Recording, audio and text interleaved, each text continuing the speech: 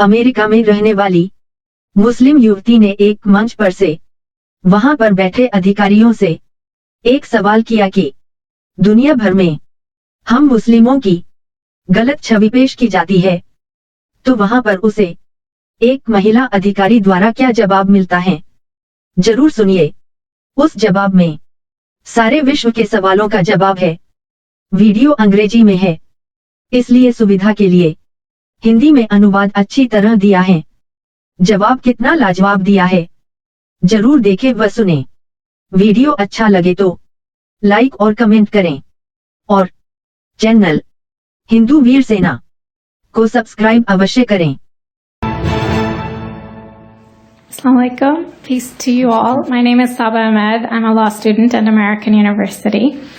I am here to ask you a simple question. I know that we portray Islam and all Muslims as bad, but there's 1.8 billion Muslim followers of Islam.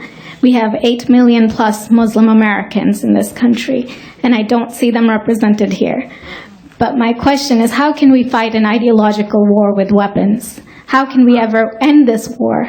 The jihadist ideology that you talk about, it's an ideology. How can you ever win this thing if you don't address it ideologically? Great question. I am so glad you're here, and I am so glad you brought that up because it gives us an opportunity to answer. What I find so amazing is since the beginning of this panel, which we are here about Benghazi attack against our people, not one person mentioned Muslims. We are here against Islam, or we're launching war against Muslims. We are here to discuss how 4 Americans died and what our government is doing. We were not here to bash Muslims. You were the one who brought up the issue about most Muslims, not us. And since you brought it up, allow me to elaborate with my answer.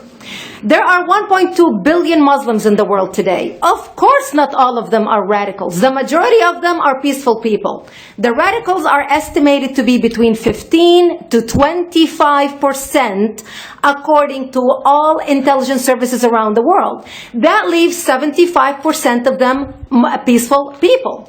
But when you look at 15 to 25% of the world Muslim population, you're looking at 180 million to 300 million people dedicated to the destruction of Western civilization.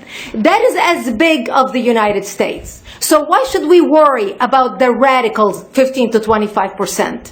Because it is the radicals that kill. Because it is the radicals that behead and massacre. When you look throughout history, when you look at all the lessons of history, most Germans were peaceful. Yet the Nazis drove the agenda. And as a result, 60 million people died. Almost 14 million in concentration camps. 6 million were Jews. The peaceful majority were irrelevant. When you look at Russia, most Russians were peaceful as well. Yet the Russians were able to kill 20 million people. The peaceful majority were irrelevant. When you look at China, for example, most Chinese were peaceful as well.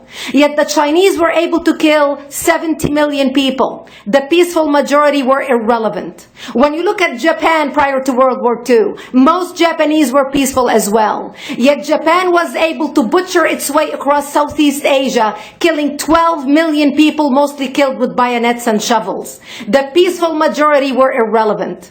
On September 11th in the United States, we had 2.3 million Arab Muslims living in the United States.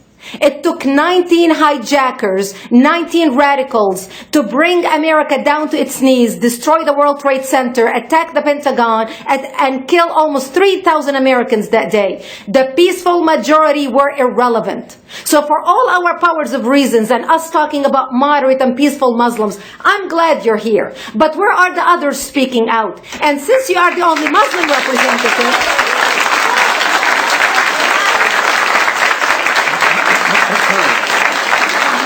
save your applause till the end.